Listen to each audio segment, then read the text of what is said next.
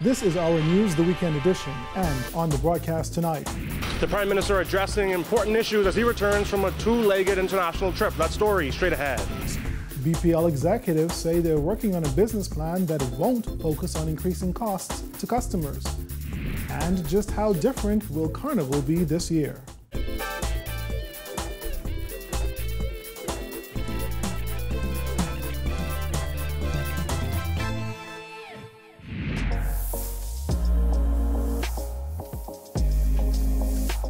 Our news is brought to you by Alive.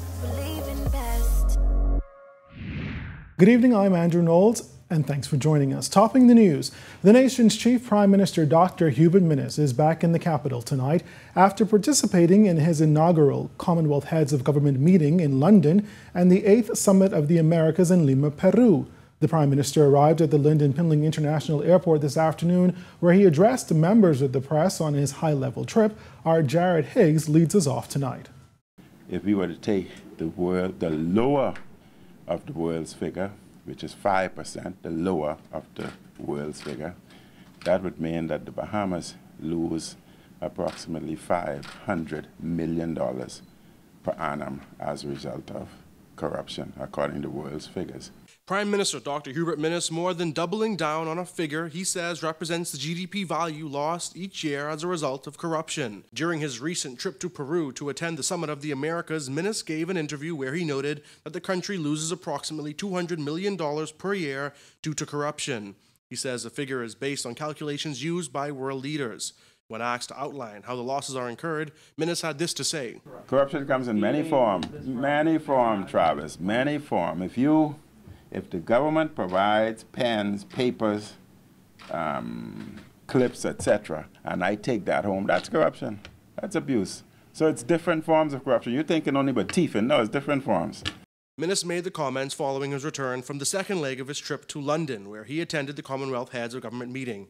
He highlighted fruitful meetings with world leaders and addressed criticisms that his delegation was oversized, stating that there were several other meetings for ministers and other Bahamian officials to attend. He also responded to opposition leader Philip Davis, who lamented Minnis for, quote, bad-mouthing the country on the international stage when he, quote, told world leaders that the Bahamas is a corrupt place. I went through it slowly so that the opposition would understand what I said. You should not be speaking in the dark.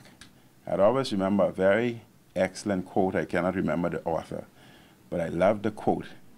And it states, I would prefer to get punched in the face by the truth than kissed on the cheeks by lies.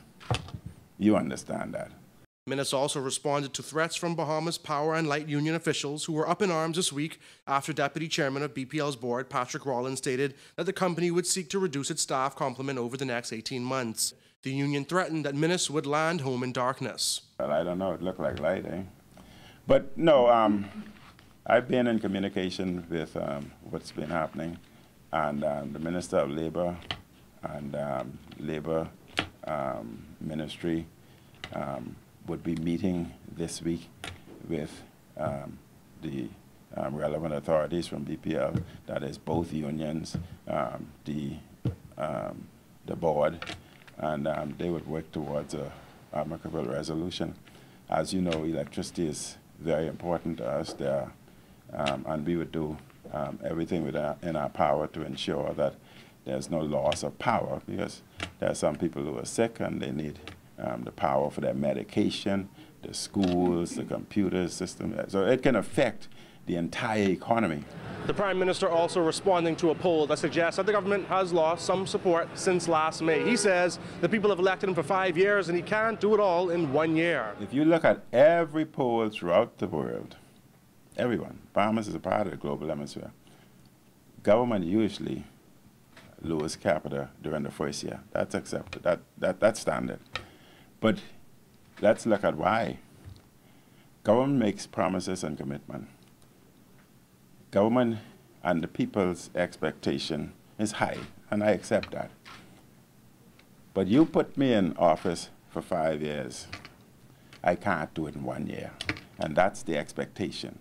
And because it's not done in 1 year, you would expect there'd be some degree of disgruntledness, etc. That's normal. However, what we stated we would do, we would deliver. and you will see that number going up and the PLP continue to go down. I don't know how low they could go. I don't know where they are now. Minnis' meetings with world leaders included an audience with United States Vice President Mike Pence, who Minnis says he requested aid from in the country's efforts to stem the northward flow of migrants from Haiti. Reporting for our News, I'm Jared Higgs. Well, executives of Bahamas Power and Light still in the process of drawing up a new business plan after the old management company's plan was tabled in the House of Assembly a few months ago. Our Jared Higgs tells us what BPL executives are hoping to achieve with the new document. BPL CEO Whitney Hasty says a business plan his executive team is working on won't focus on increasing costs to consumers, as was the case with the plan put forth by the company's former management team, PowerSecure. Instead, Hasty says it will focus on ways to encourage the company to tap into new technology. But we're not talking about rate hikes, right? So there's no rate hikes. What the elements I'm talking about is like renewables.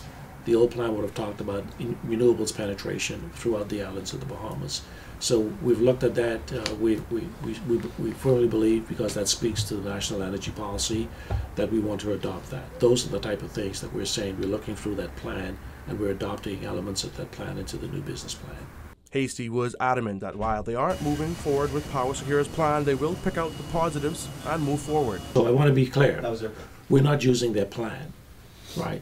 I think whether it's this government, the previous government, this board, the previous board, this executive management team or the previous executive management team, everyone has something good that they're putting forward. And so we're saying where there's commonalities that which we can agree upon, we're going to leverage that and use that. We don't want to reinvent the wheel. The Bahamian people are paying enough. And I think to just spend money to do stuff that's already been done, it's just not value added to the Bahamian people. And so we're simply taking the elements that we would agree with that's going to make a difference, and we want to incorporate those for the benefit of the Bahamian people. This plan isn't only relevant for New Providence, but also for customers on the Family Islands. Residents in Abaco have complained about inconsistent service, but Hasty says improvements are in the making. Yeah, so it continues, right? So in Wilson City, we did have an issue several months ago about the cooling system. We've got two pumps in play, and then we're actually working on getting the other 2 pumps. That's a retrofit or different design, whereby we get those up from inside the well to above ground motors that are more readily available. And we anticipate that to be done before the summer. When asked if there were still issues with power outages on that island, Hasty expressed confidence. Yes, so we have plenty of capacity. Wilson City, Marsh Harbor plant collectively has 3 times the capacity needed on the island. We've got about 65 megawatts in total. They peaked last year at about 26 megawatts. So, generation is really not the issue. It's the effectiveness of that generation, the reliability of that generation. And I think it's the generation itself, it's fairly good.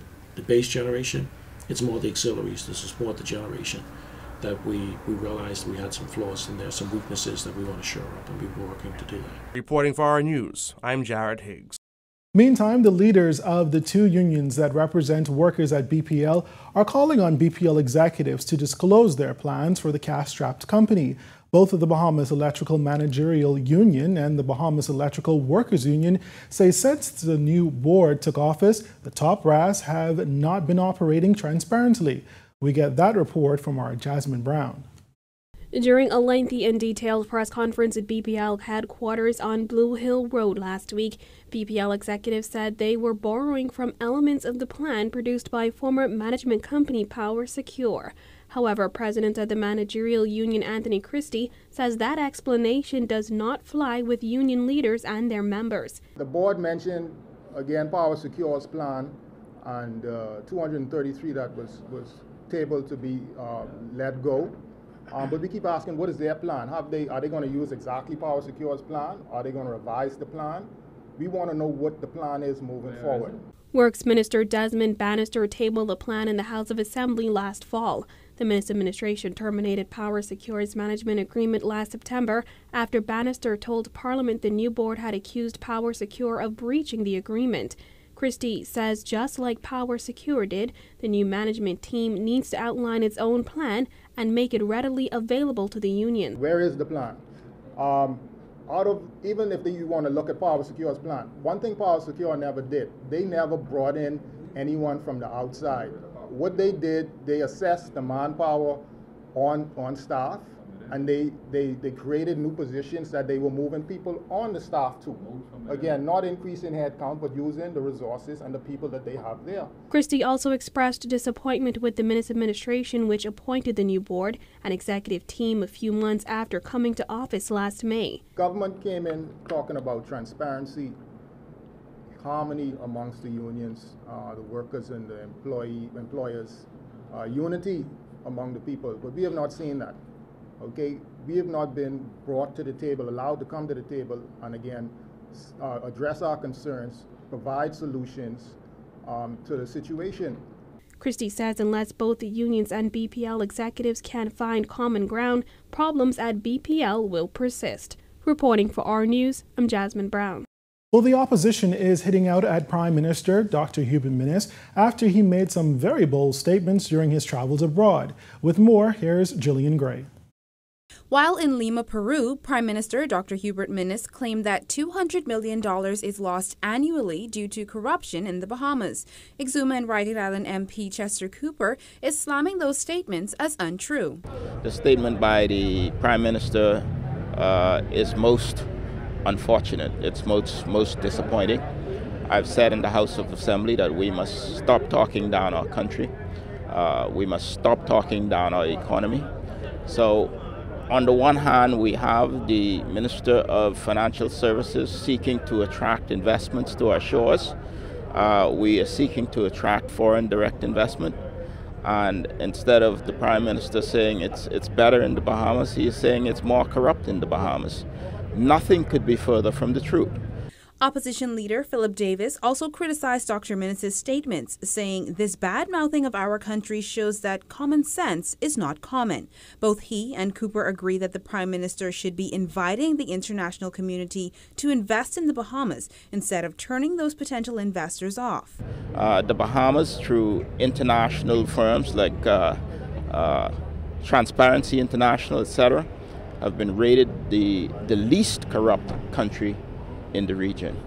And therefore it baffles me as to why the Prime Minister would go abroad and continue his soapbox mantra about Bahamas being corrupt. This is not what we expect from a Prime Minister.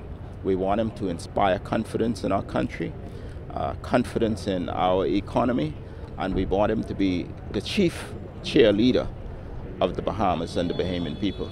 The claim that the Bahamas loses over $200 million a year due to corruption is one that was also heralded by former DNA leader Branville McCartney back in 2014. However, both he and the Prime Minister's claims have yet to be substantiated. I noted his articulation of the $200 million loss to corruption. I don't know where the number comes from. That's a question I believe you will have to put to him. If he is so definitive that it's $200 million, then he is very clear on how to stop it. Reporting for Our News Weekend, I'm Jillian Gray. All right, thanks a lot, Jillian. We will take our first break here, but still ahead tonight. The countdown to Bahamas Carnival is on, and officials say it will be like none other. Plus, does the Christian Council have an official position on marital rape as yet? Those stories and more when Our News returns.